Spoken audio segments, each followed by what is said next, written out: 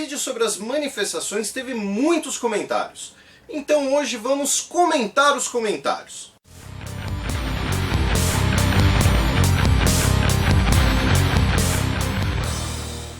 E aí pessoal, meu nome é Felipe Figueiredo, mais um vídeo de Trazerball aqui no YouTube. Como eu disse, hoje a gente vai comentar os comentários do vídeo das manifestações. No momento em que eu gravo esse vídeo, o contador estava em 243 comentários. Óbvio que isso inclui também as minhas respostas. Alguns comentários foram bem construtivos, outros nem tanto, mas isso é normal nas internets. Mas de qualquer jeito, para dar um apanhado geral, dar uma resposta, esclarecer algumas coisas, decidi fazer esse vídeo. De qualquer jeito, se vocês quiserem, vão lá, leiam os comentários, formem sua própria opinião a partir do material que está lá. Tá? Felizmente teve críticas dos dois lados, críticas mais à esquerda, críticas mais à direita, comentários também depreciativos dos dois lados. De qualquer jeito, por isso, para evitar que isso vire, pareça uma rusga, uma briga pessoal, eu não vou citar nomes, não vou ficar colando os comentários, vou fazer apenas um apanhado geral. Também para evitar esse clima de rusga ou que alguém se sinta pessoalmente atingido por esse vídeo, eu não vou inserir vídeos com piadas, não vou fazer comentários muito engraçados, eu vou direto ao ponto, até para manter o objetivo do vídeo. Tá? E repetindo uma coisa que eu já falei antes também, habilitem o botão responder nos seus comentários. Vocês vão lá no perfil do Google+, ou Google+, se quiserem dizer, e habilita lá a opção responder os comentários, beleza? Então vamos começar. A primeira coisa que eu gostaria de comentar é, aquele vídeo, tanto no começo dele, quanto na descrição, quanto na capa, ele segue uma norma, por assim dizer, que eu tento sempre seguir, que é de deixar claro qual será o objetivo daquele vídeo ou daquele texto. Eu coloco lá que a ideia é tentar demonstrar, tentar explicar um pouco, dar um exemplo do porquê nós olhamos para uma manifestação e às vezes a deslegitimamos. É tentar resolver um pouco essa confusão que às vezes acontece, porque óbvio, todos nós gostamos, todos nós queremos, é uma cobrança histórica na sociedade brasileira, uma maior participação popular, do povo na rua, na política brasileira. Só que muitas vezes a gente olha e fala, ah, mas essa manifestação eu não vou, essa manifestação eu não quero, essa manifestação é qualquer adjetivo que for. E por que às vezes a gente pode pensar assim? Essa é a ideia daquele vídeo. Não é explicar necessariamente uma única resposta absoluta e soberana de por que aquelas manifestações ocorrem, ou qual a origem delas. Ou ainda colocar como um fator único e exclusivo. Por isso que teve alguns comentários falando, olha, faltou algo, não foi um pouco superficial, não foi completo. Não existiria uma resposta 100% satisfatória, até porque aquilo lá depende muito da visão pessoal de cada um. E além disso, uma coisa que eu comentei lá nos comentários, eu vou comentar aqui, eu vou usar muito a palavra comentar, tá? Não briguem comigo. É que não existiria uma visão 100% de um daqueles dois lados. Até porque eles não se excluem. Outro aspecto, que aí é provavelmente culpa minha, porque era um tema muito polêmico. E às vezes eu usei algumas caricaturas, como por exemplo quando eu falei do Lula, quando eu falei do Fernando Henrique Cardoso, e aí ficou parecendo que às vezes eu estava ou tomando um lado, ou tomando aquela caricatura, aquele senso comum, como se fosse verdade, como se fosse uma amostragem.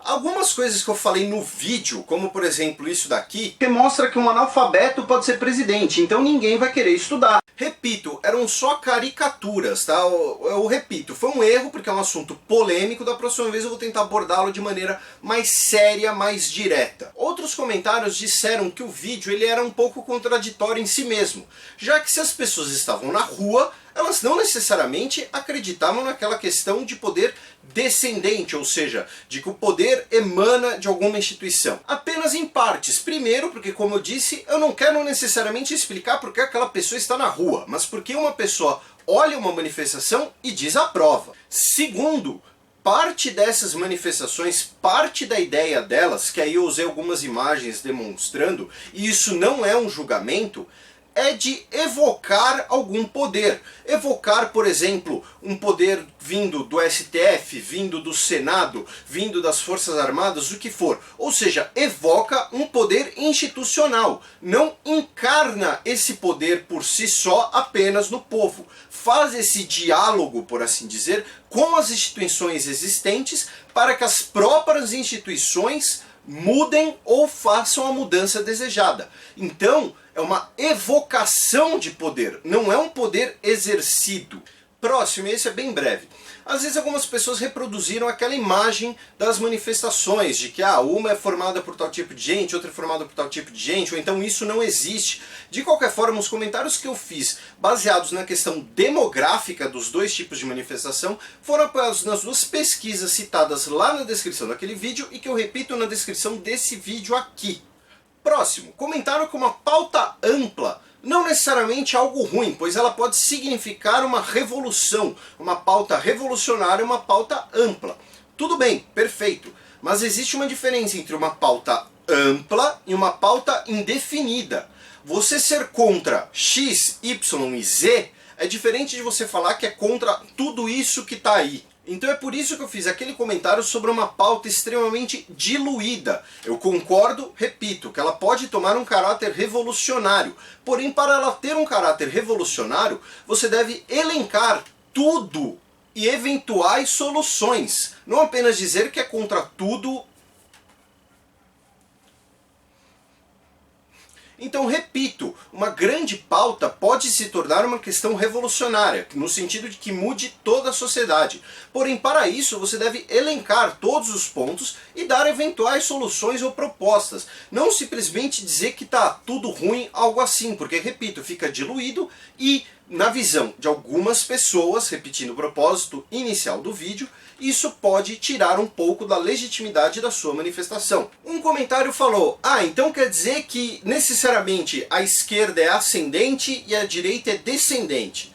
Não necessariamente, vou falar um pouquinho mais sobre esquerda e direita daqui a pouco, mas assim, para dar dois exemplos, existem concepções de esquerda que são descendentes, como por exemplo o Juche norte-coreano, e existem concepções de direita que são ascendentes, como por exemplo alguns setores do Partido Republicano nos Estados Unidos. Agora falando sobre esquerda e direita.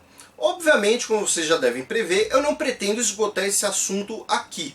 A minha recomendação, é ter cuidado ao usar alguns termos. E também cuidado quando ouvir uma pessoa qualquer no YouTube falando esses termos. E caso você não tenha pegado a referência, essa pessoa qualquer no YouTube sou eu. Esquerda, direita, conservador, liberal, libertário, todas essas palavras têm diferentes significados de acordo com o período e com o lugar. Isso é uma grande complicação no mundo de hoje. Porque o que acontece? Depois do fim da Guerra Fria, as definições do que é ser de esquerda e ser de direita mudaram. Além disso, até por questões tecnológicas, como esse próprio site, o YouTube, a internet no geral, melhoraram, aumentaram o intercâmbio de ideias entre diversos países. Então, por exemplo, o que significa hoje ser liberal nos Estados Unidos não é a mesma coisa do que significa ser liberal no Brasil, que é diferente do que era ser liberal no Brasil do século XIX, por exemplo, que é diferente do que era ser liberal nos Estados Unidos na década de 1930. E por aí vai.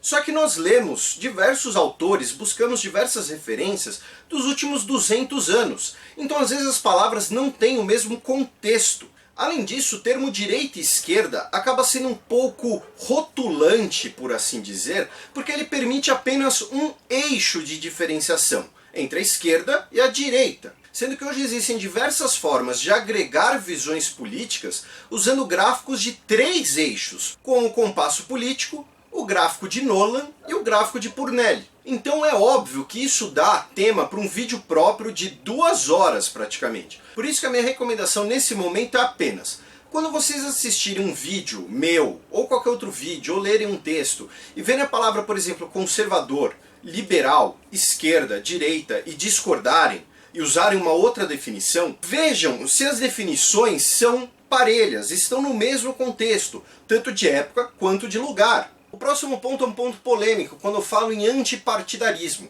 Como comentaram lá naquele vídeo, isso não necessariamente é uma questão de direita ou de conservadorismo, ou de uma questão descendente de poder. Questões ascendentes também podem levar isso em consideração, como por exemplo o anarquismo. Então faço esse adendo, peço desculpas pela eventual confusão. Lembro também que é diferente antipartidarismo de apartidarismo, são coisas diferentes. E sobre a perspectiva de que não existe democracia sem partido, eu explico. Não existe democracia no nosso modelo atual. Então sim, existem modelos de democracia que abolem os partidos, existem teorias sobre isso, e sim, existe uma crise de representação do povo com os partidos. Isso é óbvio, é notório, tanto na nossa sociedade quanto em várias outras sociedades. Isso quer dizer que o partido, a instituição partido político, perdeu sua função? Não necessariamente. Lá na descrição do vídeo, ou aqui na descrição do vídeo, se você preferir, eu recomendei um texto sobre o papel dos partidos na democracia, como hoje eles são, sim, essenciais para um modelo democrático representativo.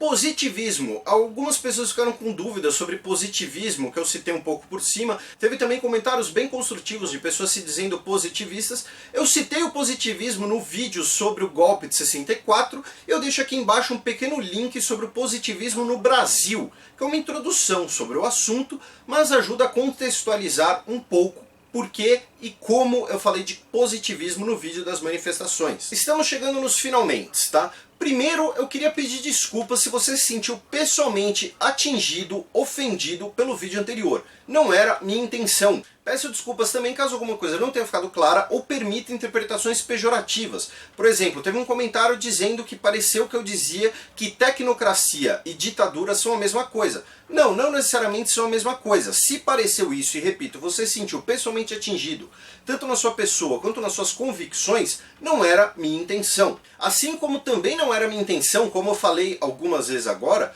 propor que as duas perspectivas são mutuamente excludentes, que elas não se misturam, que elas não podem coexistir esse tipo de coisa. Não é uma perspectiva radical. Só que ao mesmo tempo também não dá para manter um debate baseado em acusações e comentários pessoais. Porque aí vai lá, alguém chama um de petralha, ou chama eu, ou enfim, chama de qualquer coisa, e aí repete com coxinha, e aí fica todo mundo numa discussão de surdo, falando um monte de coisa que o outro às vezes nem tá lendo, só está preocupado em rebater, aí você faz uma pergunta, a pessoa não responde, esse tipo de coisa. Enfim, um monte de acusações pessoais. Se você, repito, se sentiu atingido, não era a minha intenção. Se você se sentiu atingido e quer discutir isso, fique à vontade para perguntar, criticar, para colocar contrapontos. Repito, teve vários comentários críticos que foram ótimos e recomendo que vocês vão lá e deem a lida em alguns. O próximo comentário que eu faço questão de responder, e que inclusive me deu uma ideia para uma série de vídeos, é o seguinte: como os mais antigos de vocês repararam, antigamente eu usava um fundo branco qualquer,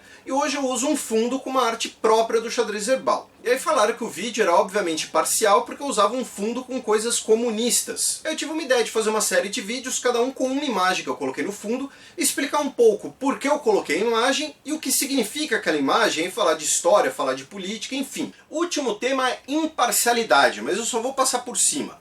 Teve gente que disse que meu vídeo foi muito imparcial. Teve gente que disse que meu vídeo foi muito parcial, que eu não sei lidar com imparcialidade. Pessoal, desculpe, o próximo vídeo será exatamente sobre isso. Mas imparcialidade não existe. Estão confundindo, às vezes, imparcialidade com isenção, com desinteresse.